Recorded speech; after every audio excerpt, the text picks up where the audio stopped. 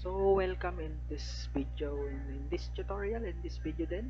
So we will gonna discuss how to conceptualize a capstone project, paano ba tayo gagawa ng capstone project, and yung mga ideas and component na kailangan yung matutunan regarding on creating a capstone project, specifically on IT.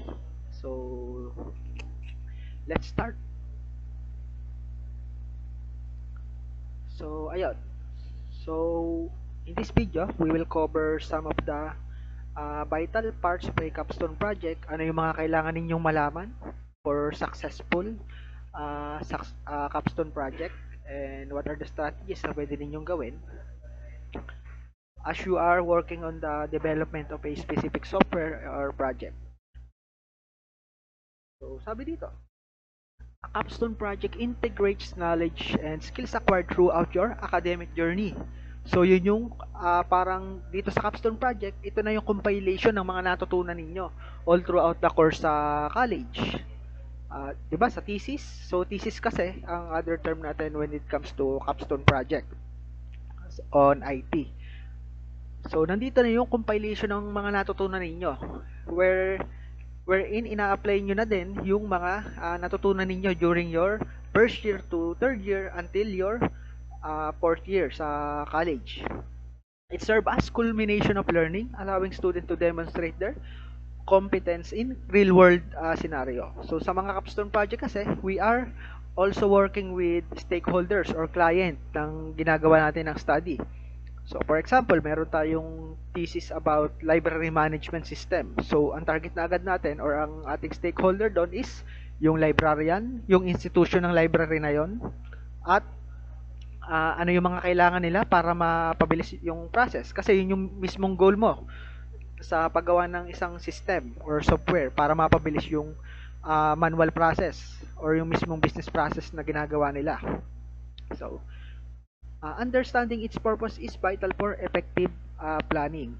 So, kailangan kasi, when you are conceptualizing on the title, dapat alam nyo na din yung scope ng isang study. Alam niyo yung mga kailangan ng isang organization para i-apply nyo na siya sa software development. Alam na ninyo yung mga process na i-automate ninyo at yung mga requirements ng isang system na ginagawa ninyo. So, defining objectives. So, clearly, defining objective is crucial. Objective should be smart, specific, measurable, achievable, relevant, and time-bound. So, when we are defining the objective, so, nandito na yung part ng SOP. Kailangan attainable or kaya nyo siyang tapusin within the time frame. Yun din kasi nagiging problem ng ibang student, kaya hindi sila nakakagraduate agad. Kaya sila nade-delay, hindi nila alam yung scope ng study, hindi nila alam yung mismong business process, hindi sila nagkaroon ng requirement analysis or planning phase. Kasi sa capstone project, may integration na tayo dyan ng SDLC. May sinusunod tayong step-by-step process and phase on the software or system development life cycle. So, sabi dito, specific, measurable. Kailangan siya ay specific. Kung siya ay library system, syempre library system yung gagawin ninyo. Wala dapat pumasok na ibang uri ng business process sa loob ng system ninyo, kundi more on process lang ng library, like borrowing, certifications, ano pa ba, iba't ibang services na ino-offer ng library. Achievable. So, kailangan kaya nyo ding ma-achieve or matapos. Sa requirement analysis pa lang, alam niyo na possible siyang magawa sa software development. Kailangan alam nyo yung, for example, rubbish detection. Pag-usapan natin ang rubbish detection when it comes to machine learning. When it comes to rubbish detection, ang magiging challenge mo kasi dito is yung dataset of dogs. Ang gagamitin mo ditong dataset is video ng mga aso na may rabies. Kailangan marami kang dataset ng video ng aso na may rabies para ma-attain mo or ma-achieve mo yung functionality na yon, dahil ipapasok mo pa siya sa data training. Relevant and time-bound. So, when we say relevant, kailangan mahalaga siya. Ba't mo ba ginagawa yung system na yan kung hindi naman siya mahalaga? kailangan when it comes to software development, may ensure mo na maaari siyang gamitin ng client sa mga susunod pang panahon. Maaari siyang ma-implement. And when we say time-bound, attainable siya in a specific time frame. Baka naman sobrang hirap ng ginagawa ninyong capstone project to the point na unrealistic na din yung requirements. So, this clarity helps in aligning your project with your goal and ensure focused effort throughout the duration. So, kapag defined yung scope, defined ang proseso, so ang phase kasi niyan dapat ini-interview ninyo yung gagawa ninyo ng system. Nagkakaroon kayo ng hindi pa natin ginagawa dito yung mismong system sa part na ito. Nasa requirement analysis pa lang tayo. Ano ba yung gusto nilang mapabilis? Gusto ba nila magkaroon ng notification system like SMS and email? Gusto ba nila magkaroon ng management system in terms of documents and transactions? So, ayun. Yung kasi yung gusto nating i-imply dito. We want to automate the present business process para mas mapabilis ang operations sa isang organization. So, kapag define nga yung kapag define ang requirements, define ang mga kailangan na matapos sa system, ano yung mga dapat ma-perform ng system, syempre, maiwasan natin yung backload or yung pagbalik ulit sa requirement analysis.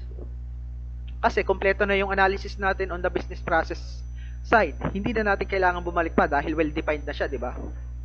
So, kapag well-defined nga siya, may ensure natin na smooth yung flow ng project. Smooth yung development, although magkakaroon ka ng ilang bugs and defects, may ensure mo din na smooth yung development. Kasi sa development phase kasi, hindi dyan nawawala yung mga defects, especially kapag nagkakaroon na tayo ng testing. At saka kapag may mga pinapakita na tayong module sa stakeholder or clients.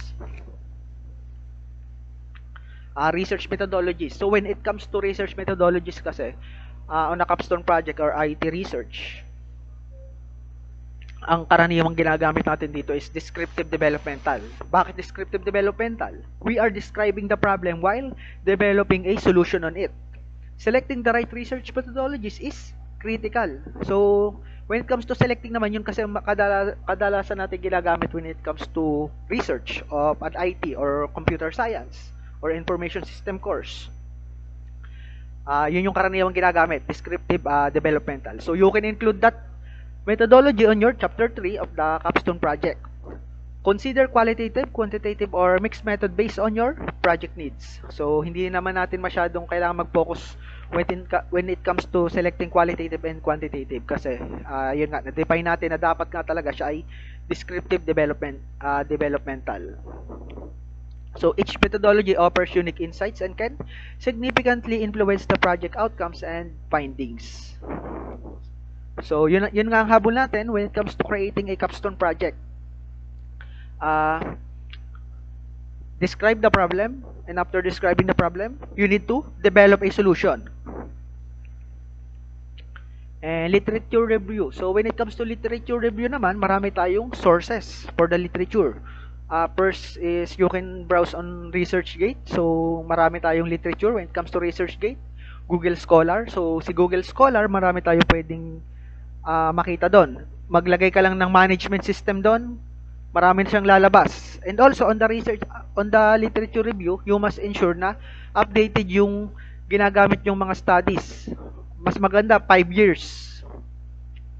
5 years from previous 5 years yung gagamitin ninyong publication date or kung kailan na-publish yung paper. Kasi ang data kasi, so bakit nagbabago ang ginagamit nating literature? Kasi ang data, hindi naman yan nananatiling static na lagi na lang marami yung problema sa gantong study or gantong field of study. Malamang, as the years goes by or as the time goes by, so ang nangyayari kasi is, maaaring may mga nagbago na dun sa current process or sa problems.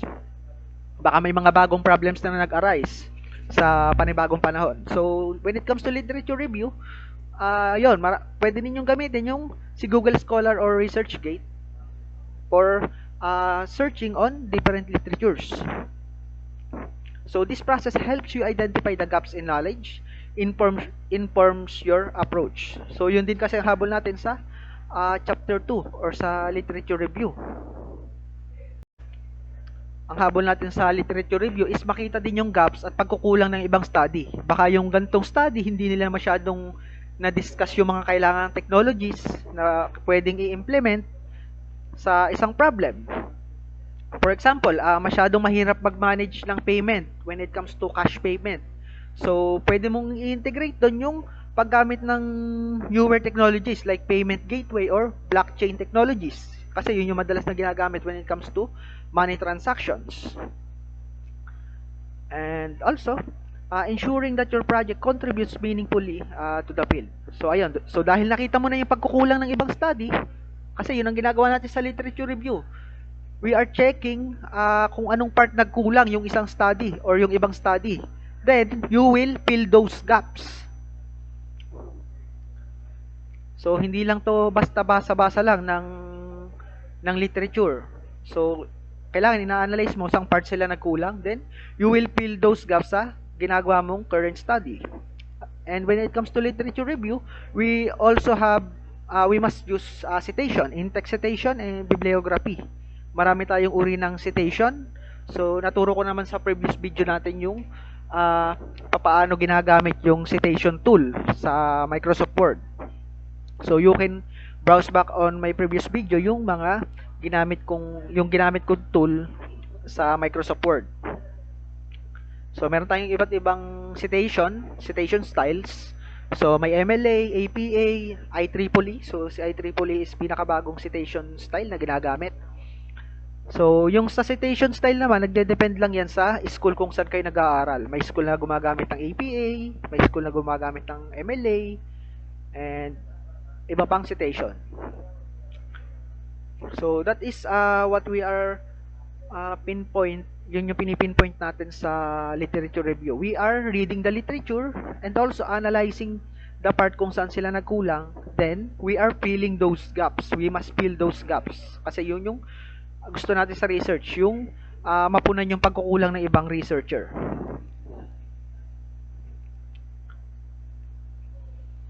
So, next is project planning. So, bakit mahalaga ang project planning? It involves outlining tasks, timelines, and resources.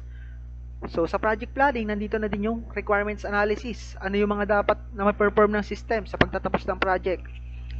Ano yung mga possible technologies na bibilhin ninyo? Gagamit ba kayo ng IoT? Gagamit ba kayo ng APIs? So, meron tayong isa sa gamitin na API ngayon that can be used like OpenAI API. So, si OpenAI API can be used for document extraction. If ever na may gusto kang extract na data sa isang document, pwede mong ipasok kay OpenAI API. Pwede ka din mag-integrate ng mapping. So, maraming application ngayon ang nag-integrate ng mapping for plotting locations of different service. So, yung study ko before, that is published on a Scopus Index Journal, so it has the meron siyang integration ng Google Maps API for plotting the destination and the boat drivers na pwedeng mag-avail ng service for boat ride.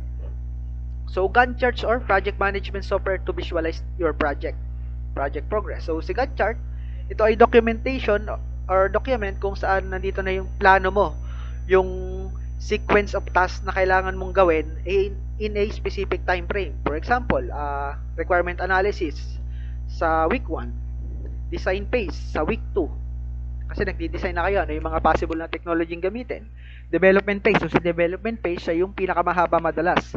Dahil kapag nagde-develop ka ng software, hindi naman yan paspasan or mabilisan. So dumadaan din yan sa mga testing phases, integration testing. So, when it comes to integration testing, nandito na kasi yung part na may mga bago kang technology or ibang uri ka ng technology na nilalagay sa system like Google Maps API, SMS notification or SMS API. So, isa yun sa mga possible ninyong kaharapin na problems, yung pag-integrate ng mga API or other technologies.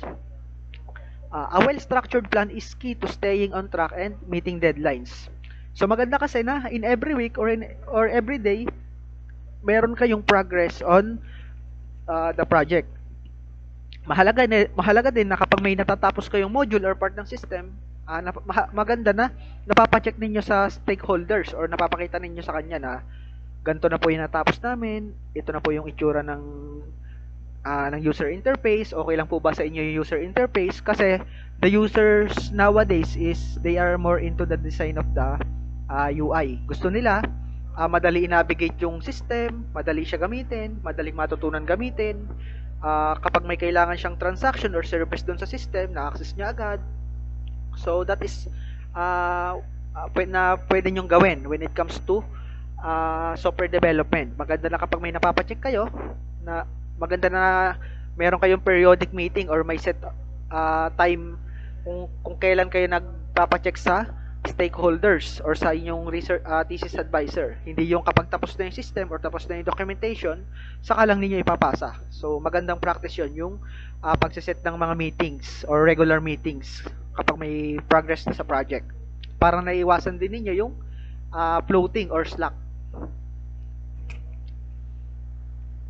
So, ayan, engaging stakeholders. So, identifying engaging stakeholder is vital for project success. Understand the needs and expectation. So, maganda na, yun nga, ipapacheck ninyo yung system na ginawa ninyo sa stakeholders or clients or sa research thesis advisor. Kasi kapag nakikita na nila yung ginagawa ninyo sa project, na may mga possibility na mayroon silang ipadagdag if gusto man nila. Baka pangit pala ang UI na ginawa. Baka pangit pala yung UI na ginawa tapos pina-check nyo. So, pwede din yung mabago. Hindi yung kapag tapos ng system, saka lang magkakaroon ng mga revisions. Mahirap kasi yon. So, understand their needs and expectations. So, sa requirement analysis pa lang, maganda na malinaw na yung requirements or dapat ma-perform ng system or yung mga functionality niya and features. Understand their need, as their feedback can guide your project direction and enhance its relevance and impact in the community. So kung maganda yung ginawa ninyong project, kagustuhan nila, mas engage sila na gamitin yung ginawa nyong system or possibly bilhin pa nila, di ba? So dahil mas engage sila or dahil mas involved sila, kumbaga, so mas nagkakaroon ng relevance yung ginagawa ninyong system. May possibility nga na ma-implement pa yan if ever na sobrang ganda talaga at kailangan na lang ng small polish, ng maliit na na pagpapolish or kumbaga minimal revision na lang sa system. So ayan yung sinasabi natin sa engaging stakeholders. Maganda na hindi lang yung capstone project team ninyo yung involved, yung kayo lang lagi nag-uusap. Maganda na may regular meetings kayo with the client and stakeholders. Maganda na in every progress na ipapacheck ninyo sa kanila. So kapag may bagong functionality or na-integrate na technology, napapakita ninyo sa kanila. Kasi kapag kita nila yung progress ninyo ng system, nagkakaroon sila ng insight or may nakikita silang prediction kung ano ba yung pwedeng paggamitan ng system. So ayun, we are talking about engaging the stakeholder. We must keep the stakeholders with our communication. Kailangan meron kayong regular communication sa mga stakeholders ng inyong capstone project. Data collection and techniques.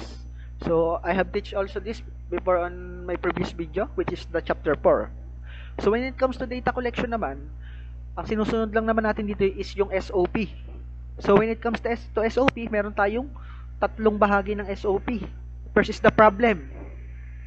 So statement of the problem, we are pertaining to the manual process. Ano yung kinakaharap ng stakeholder sa manual process? And next is the testing part. Nandito na yung tinetest ninyo yung system or yung part ng user acceptance test. Gumagamit tayo ng tools like Likert scale model. Gumagamit tayo ng tools like Likert scale model, yung 54321, which is naka-include naman sa documentation ng inyong chapter 3. So when it comes to data collection, nandito na din yung part na nagse-survey kayo. So ang ginagawa natin when it comes to data collection nga is yung user acceptance test. Dinidefine yung problem, ano yung mga current problems sa manual process or sa system. Then we are pertaining to the user acceptance test or the evaluation phase. Kung ang ginawa bang system ay katanggap-tanggap na or kung pwede nang gamitin sa current operations ng isang organization. And methods may include surveys. So ayan, surveys.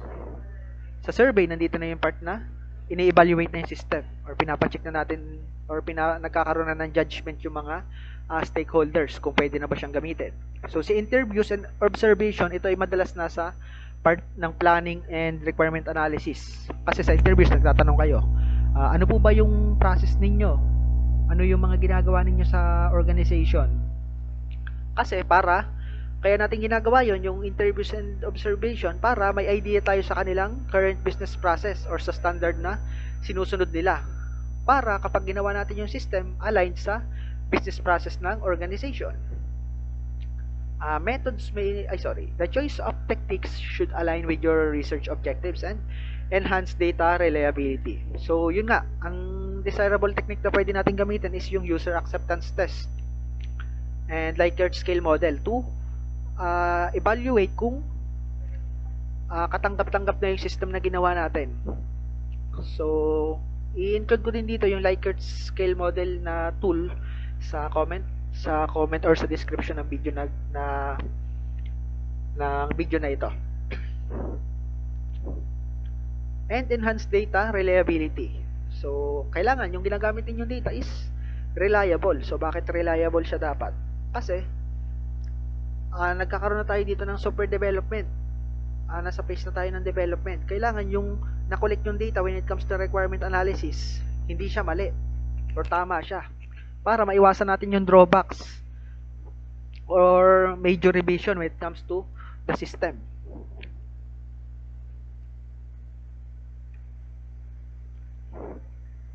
So, analysis and interpretation. So, sa Capstone project kasi, nandun na tayo sa part ng chapter 4 at chapter 5 dito sa part na to. Analysis and interpretation. So, once data is collected, the next step is analysis and interpretation. Utilize statistical tools or qualitative analysis methods to derive meaningful insights. So, yun, ang ginagamit nga natin is Likert scale model, specifically sa user acceptance test. So, doon, na-define mo kung acceptable or not acceptable yung isang specific parameters ng system. Kung siya ba'y magandang UI, acceptable ba sa user yon? So, na-define mo siya dito sa analysis and interpretation. So, dahil gumagamit din tayo ng mga statistical data like mean, so kung familiar kayo kay mean, si mean ay average in other term. So, dun sa mean, na-define natin kung ano yung average acceptance rate ng isang specific parameters. For example, ang user ay lumabas sa user acceptance na high acceptable, yung ganong parameters. Ibig sabihin, katanggap-tanggap yung feature na yan or okay na yung ganong component ng isang software na ginawa ninyo. So, this space is essential for supporting your conclusion and recommendation. So, when it comes to creating conclusion, mahalaga na nagpe-present kayo ng mga numbers or data. Like, 85% of the respondents answers high acceptable on the parameters. For example, ang sinusukat natin ay user friendliness. So, sa isang software kasi, marami tayong pwedeng sukatin na parameters. Pwede mong sukatin ng features, pwede mo ding sukatin ng reliability, kung kaya niya bang mag-backup ng data, pwede mo ding sukatin ng ano pa ba natin pwedeng sukatin? User friendliness, kung okay na ba yung UI, madali bang gamitin ng system. So, ganun yung ginagawa natin when we are concluding or creating an conclusion. Hindi ka pwedeng mag-conclude ng wala kang pine-present na data. Kasi hindi ka pwedeng magbasta conclude lang ng ikaw lang. Kailangan meron kang supporting details. So, ganun din naman yung recommendations. Kasi, kaya tayo nagre-recommend, possible ay may mga part ng research na hindi natin na-cover, yun yung pwede nating ilagay sa recommendations. Presentation of findings. So, when it comes to presentation of findings, pwede naman kayong gumamit ng graphs. Pwedeng pie graph or percentage, pwedeng bar graph or line graph para ma-pertain mo yung sa timeline. So, si bar graph and si line graph, ginagamit natin siya kapag meron tayong timeline na gustong sukatin. For example, gusto mo makita yung difference ng benta ng 2021 at 2022, pwede kang gumamit ng line graph or bar graph. So, si pie graph naman, pwede mo siyang gamitin kung nag-aano ka, percentage ng population. So, for example, ay 50% ang nagandahan sa system, 50% ang hindi nagandahan sa system. So, yun yung pwede ninyong gamitin for visuals. So, when it comes to concise language to communicate results, so, more on presenting lang naman to ng result. Nakalagay lang, for example, ay 50% is high acceptable, 50% is satisfactory. So, pwede nyo ilagay yun sa presentation of findings.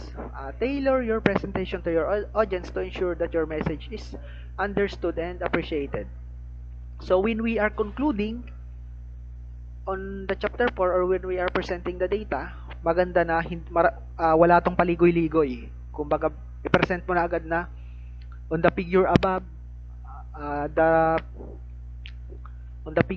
the 95% of the respondent answer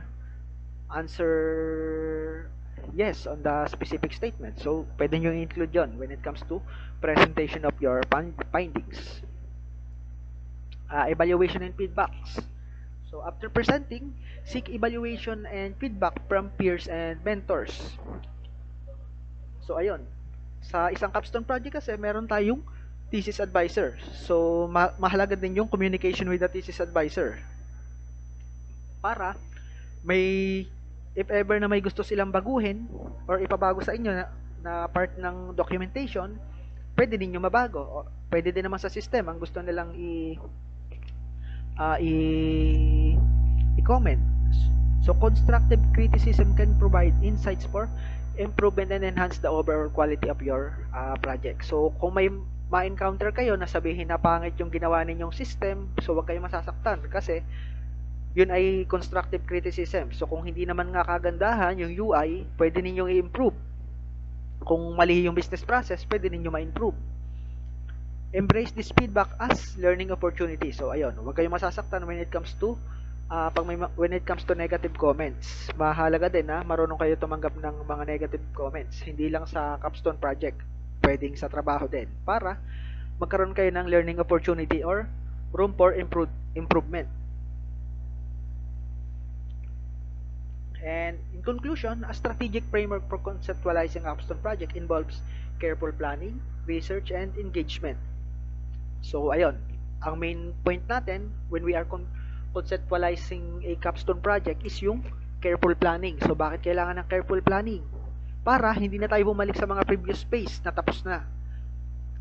For example nga sa requirement analysis, mahalaga na nakuha mo na agad yung business process nila or meron ka ng mga supporting details sa sa ginagawa nilang operation sa business process. Tapos sa careful planning din, ma-define mo din ano yung mga need mong technologies na gagamitin sa system like APIs, IoTs, web hosting. So yun yung mga possible ninyong gamitin. Research and engagement. So when it comes to research, ayun nga, pwede kayo maghanap ng mga literature. May mga bago namang literature na lumalabas sa different journals. So, check nyo na lang. Tsaka yung publication year. Mahalaga na updated yung resource na pinagkukunan ninyo. Especially nasa technology field tayo. May mga possibility na marami na nagbago sa ganung field. For example is tourist itinerary. So, when it comes to tourist itinerary, marami na tayong mga system na ginagamit. Pwedeng gumagamit na sila ng Grab for finding the destination. So, ayun. And engagement. So, when it comes to engagement, mahalaga nga na meron kang regular communication with the stakeholder. So, kapag meron kang regular communication with the stakeholder, mas engage sila at mas involved sila sa project. So, wag nyong gagawing practice yung palaging team nyo na lang yung laging magkakasama or nag-uusap sa isang project. Mahalaga na kasama din yung stakeholder. Kaya nga meron tayong tinatawag na mga meetings, sprint meetings, progress meetings, so ganon. At saka kapag nakikipag-usap kayo sa stakeholder, huwag kayong bigla-bigla. So, syempre dahil ayan ay business, meron silang current operations, huwag ninyong ugaliin na mag-walk-in. Mahalaga na nagpapa-reserve kayo or meron kayong appointment sa kanila para mas okay yung pag-uusap, hindi nagmamadali at mas formal yung form of communication.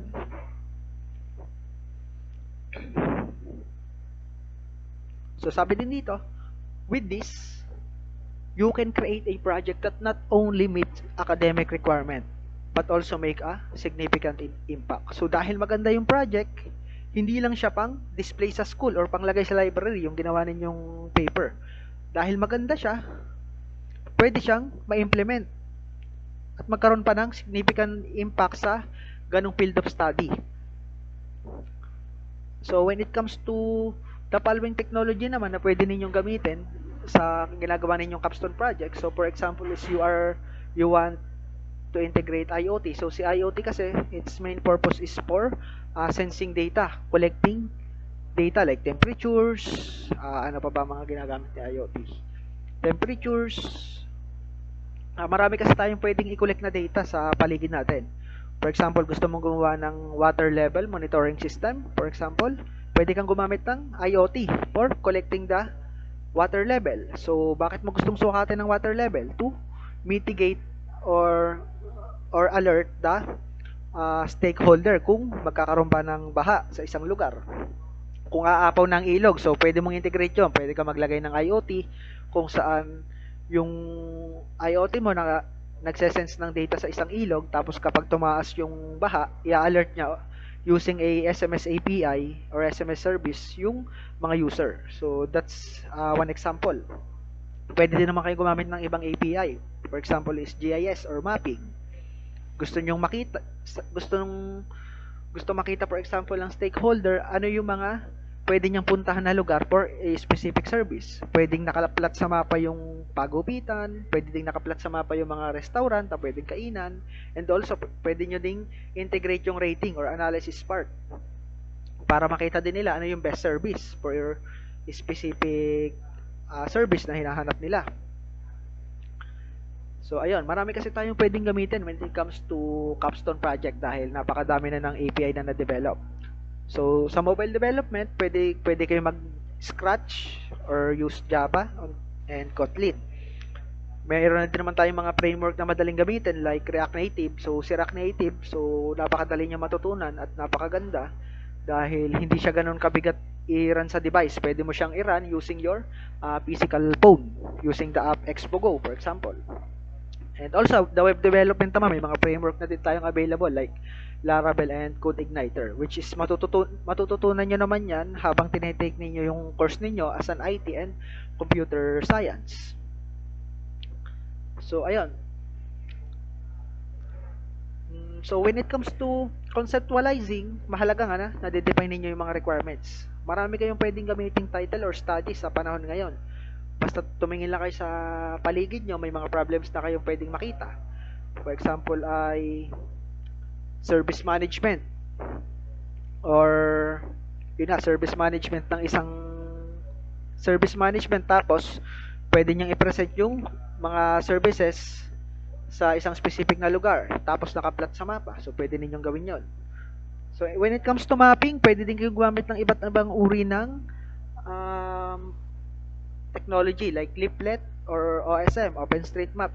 Si OpenStreetMap, it is open source kaya okay din siyang gamitin, mas makakatipid kayo kaysa gumamit din kayo ng Google Maps services or Google Maps API. So ayun, so we have discussed how to conceptualize at ano yung mga phases na kailangan ninyong gawin when it comes to capstone project. So if may tanong kayo, you can ask on the comment section and I will answer with that.